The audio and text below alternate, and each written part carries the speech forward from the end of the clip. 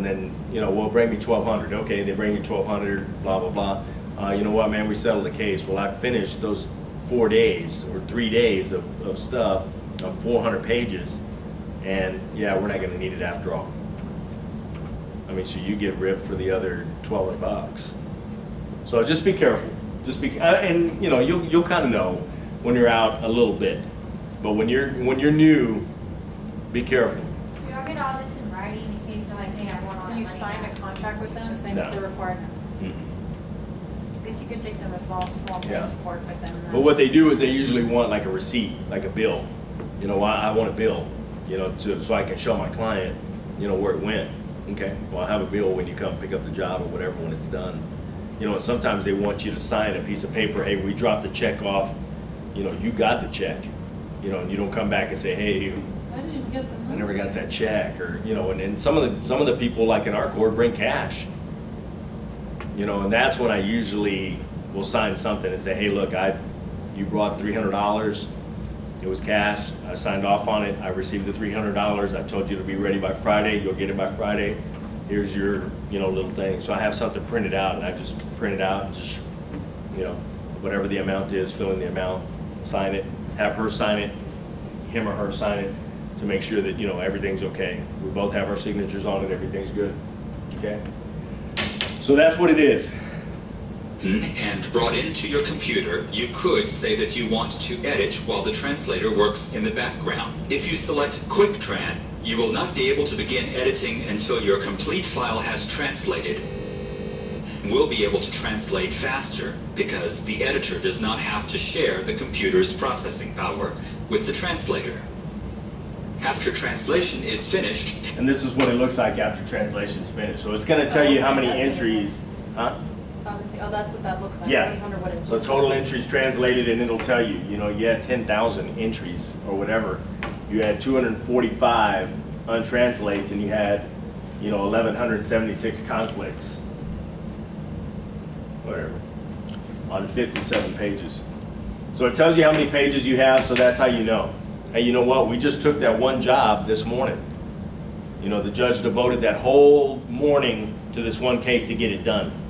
Well, they conferred for a while. They came in and, you know, took the testimony of the psychologist or whatever, and then they said, you know what, we're going to confer. Maybe we can finish the case or whatever and settle it. Okay. So they go out, talk some more. No, we can't. So they come back in, and you know, he wants, you know, maybe he gave them the whole morning. They did the psychologist, and they did 57 pages worth. You know what? We weren't able to finish it. We're going to have to come back on another day, Judge. That's fine. So he gives them another day. So the guy calls you, and they're coming back in a week. Hey, Dave, I need the testimony of that psychologist. You know, I want to go over that testimony because I'm going to need it, because they're going to call mom and they're going to call the caseworker or whatever. I'm going to need that testimony to kind of rebut some of the stuff that they may say. Okay. Well, I just read it in. Hey, but it's 57 pages. You add the 4. Now you're at 61 pages. So 61 times 6, or however much, you know, or say it's Monday and they're going to come back on Wednesday. And he's like, hey man, I need that thing. Well, it's 61 pages, bud. I can have it done, but I mean, you're going to have to pay rush. Okay. Well, I mean, it doesn't matter. I need it. Okay. Well, it just bumped up, you know, to maybe $8 or $9 or $10 a page now. You know, because you're going to work to get this thing out. You know, and if you're still having court and stuff, you're going to be working on it during lunch or in the evenings, and you're going to have to get it done if you already promised this guy. So, but you're going to get paid, you know. So, and that's what it says. So, I mean, when it comes up, you already know how many pages it is, and that's what it tells you. this statistics dialog will open. You can press the Enter key to close the dialog and begin editing your document. So really what it was telling you right there is once you get to this spot right here, The translation is finished. once you get to this spot, you push OK, then it opens up to the job. It automatically opens up. Okay? So that's what he's talking about. So he's like, you know what? Hey Dennis, it's 61 pages. It's going to be on on a rush, it's $10, dude, so 600, yeah, dude, do it. And I know he's good for it. Hey, man, all right, I'm gonna get going. Okay, press enter, start editing that job. If you don't trust him, say, you know what, you better have somebody bring that check ASAP, okay? So, but that's what it's telling you right now. Once you press OK, then it goes straight into the job and you're ready to start editing. This statistics dialog will open. You can press the Enter key to close the dialog and begin editing your document. Any questions on that? Tran, quick Tran, any of that stuff? It was just nice to see what it looked like. I always wondered what it looked like when you did Yeah, that. yeah, it's pretty cool. So mess with that a little bit, and that's Alt-T. Do that right now, Alt-T, and that's what it is. And I'm going to show you some different things on that because on the Alt-T, and we'll go into it later. I'm not going to spend a whole lot of time, but there's a little thing right here called dictionaries. So as you build up your dictionary, it's always going to put your main dictionary in there, okay? So your main dictionary should probably be your name. So it's always going to have your main dictionary in there, okay? And then say you're doing, you know, a big oil and gas case or whatever, and you're using all of the same briefs because you're hearing all of the same terms because it's the same case. Well, you can go in there and put that job in there and you don't have to redo the briefs again. If you've done it to a job dictionary, and that's what these are for. These are job dictionaries that you put in here. It already has your main, and then you can put your job dictionaries. So if you have a medical dictionary that you use, and you already have briefs for that, you know, for those things, you can insert that and stuff like that. It's pretty cool. Sometimes people use a dictionary where they take out all the bad words if they're going to do something where that's, I don't know if that's more for part though. Yeah, it probably is. Yeah. You had a question? No, I mean, I'll ask later because it really doesn't pertain to this. It's about dictionary. Okay. So any questions about any of that? Translating. Oh, dictionary thing, you said you're gonna go over that another day, right? Yeah. Like, well, we are gonna go over. Yeah, we're going to go over that. I mean, there's a whole lesson on just dictionaries. Okay? There are several ways to start and stop real-time translation. If you prefer speed keys, you can use Alt-T to start, Alt-T to start, and Shift Alt-T to stop. But you can also use Instant Real-Time to start, and you can also click on the Close button of your translating window to stop.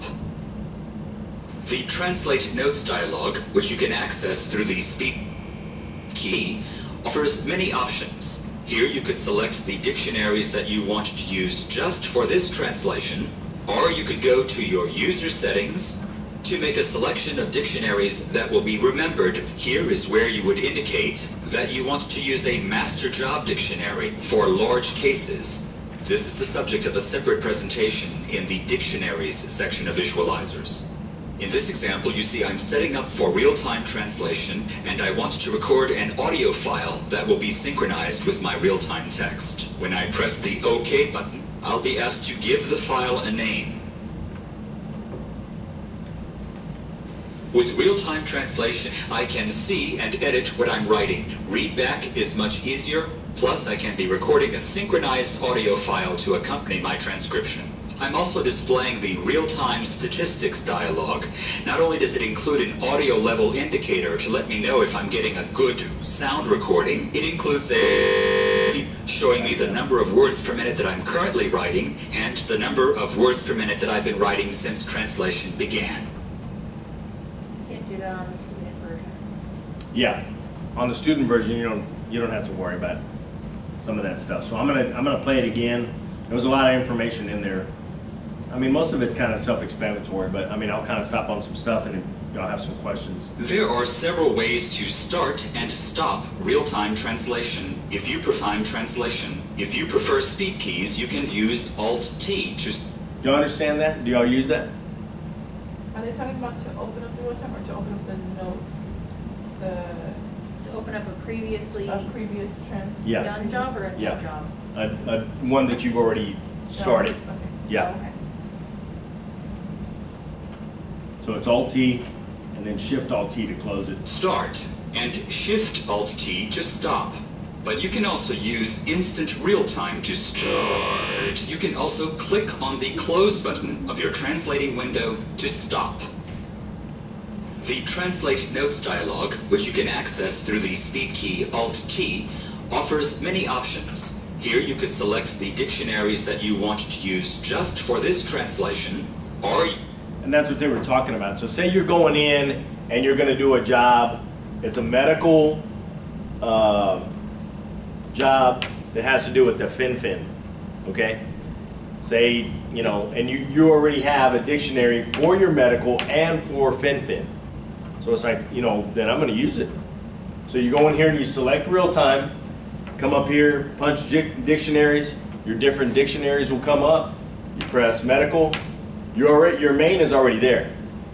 So your main is always going to be in there. And then you can select different dictionaries. Say it's an oil and gas and you have all these oil and gas terms or whatever. Then you can select that oil and gas dictionary and it'll pop in there. So when you're doing your real time, it's already coming up to these briefs. Pretty cool. Get it? Yeah, but your main You could is go- working at the same time. I'm sorry? Your main's working, your main dictionary is working Yeah. at the same time. Yeah, your main is always going to be in there. Your main is always going to be in there. How are you? Did I get it? Thank you. Okay. Sorry. That's all right. So that's what they're showing you right there. Your main dictionary is always going to be in there, and then you have your other job dictionaries. To your user settings, to make a selection of dictionaries that will be remembered, here is where you would indicate that you want to use a master job dictionary for large cases. This is the subject of a separate presentation in the Dictionaries section of Visualizers. In this example, you see I'm setting up for real-time translation, and I want to record an audio file that will be synchronized with my real-time text. When I press the OK button to give the file a name. You see what it did right there? Okay. Really all it's telling you right there is all of your setup. Visualizers. In this example, So really, you want to do real time. These are the job dictionaries that you want. You're going to record audio, and then you come up here and press OK. And then he selected whatever job he wanted. Well, I mean, once you get out of this thing, it's going to take you to a thing where you name the job. Oh, okay. Yeah, and that's what it's saying. Is your audio, two questions, does your Diamante have audio built in that it records, or Yeah. do you have an external? I have an external. Does it make it all one file, or do you have to go search somewhere else? No, it makes it for one them? file. Okay. It makes it one file. So once you read it in and you go to edit and you press, Alt-J, it automatically turns it on. So you have your headset on and wherever you start. And I think we had that conversation about when I used to use cassettes. Holy cow. Yeah. I didn't know if you were using external microphone. And I if do. You have to import when you No. import audio, if you import it, or how would you do that? No, it already It's all- knows. It already knows that you're going to record. So that's what, it's just record audio. So the one that's in the machine, I'd buy it. I'd buy an external one, and they're not cheap, but man, the sound quality is Is phenomenal. yours plugged directly in? Because I've Yeah. seen all different ones. You can clip them on people. Yeah. Or, Yeah, mine just clicks into the machine, and then I just have it sitting right up there by the witness stand, because usually the witnesses come up, so it amplifies phenomenal. It's really good, really good. So that's what it is. Real time, dictionaries, record, okay. And then it's going to take you. I'm setting up for real-time translation, and I want to record an audio file that will be synchronized with my real-time text. Press the OK button. I'll be asked to give the file a name. And then that's where it brings you right here. It's going to bring you right here. So it says real-time translation demo, blah, blah, blah. But you want to name it Donald Trump because you're taking the real-time deposition of Donald Trump. Whatever. Or you can name it the court, or the day. The day is what I meant. So if you're in that's court. That's where you put your. Yeah, The, yeah. So I would have put 9, 14, 15. Okay. With real-time translation, I can see and edit what I'm writing. And I was talking to you guys when we had the little, that's a little status bar. Remember when we were in the windows where you can do the toggles or, you know, do whatever things you want? That's what it looks like, that little status bar. So it tells you how many entries you have, how many untranslates you have, how many conflicts.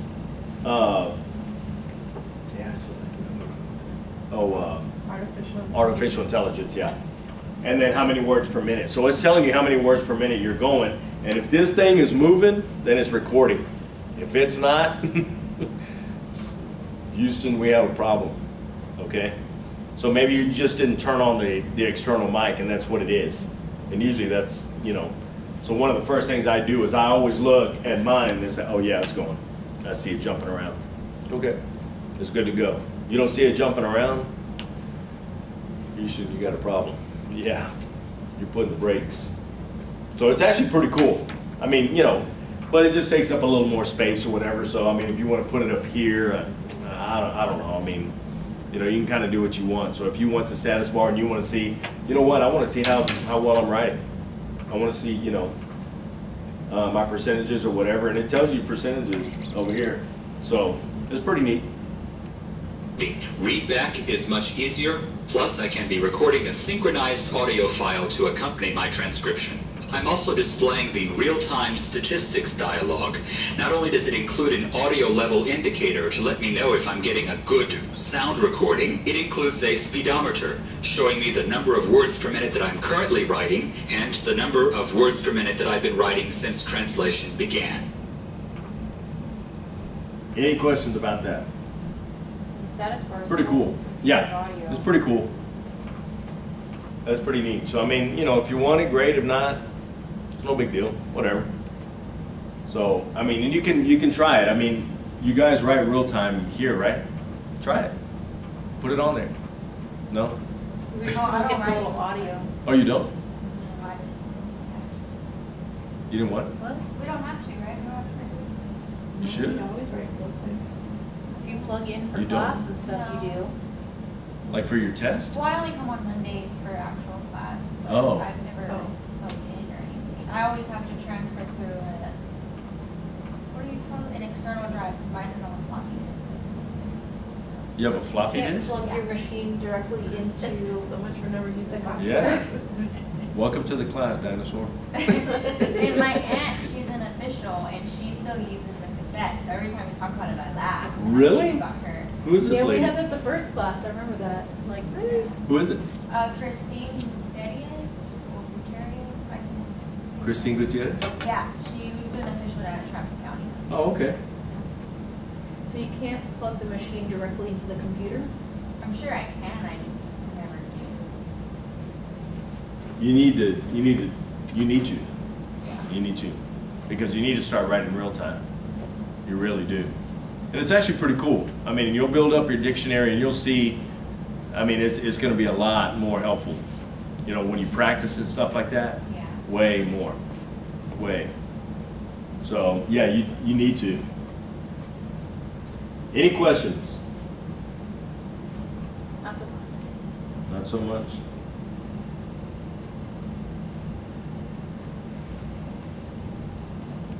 All right.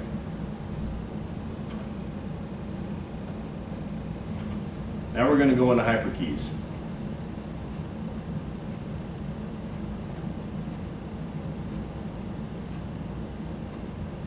This one has a lot of information, so we may not get through the whole thing. Do y'all remember how to make it bigger, smaller? How? Control Shift F7. Yeah, But for me, it's FN F7. F7 and F8. What is it? FN? FN. Yeah. Control, Shift, FN, F7 and 8. You still have to do that, yeah. You're only here on Mondays? Mondays and office. Oh, that's right, in the evenings. Okay. Because I was going to say, Well, I'm here Monday mornings at 8:30. And if then- do you know who Nestor is? He's a real tall, skinny guy. It's the IT guy. The It's IT the guy. IT guy for, Yeah. Ask him. Well, you don't know him, so never mind. I need first. So I was going to say what you can do. There's a way of turning that function button off, and I don't remember what it is. I don't remember. You might be able to Google it. Okay. Yeah, to find out, so you don't have to do that.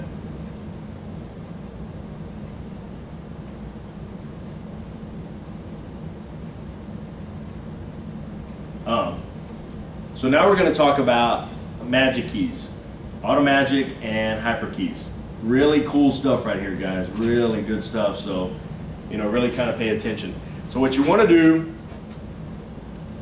HyperKeys is everything that you do with your hands. Okay.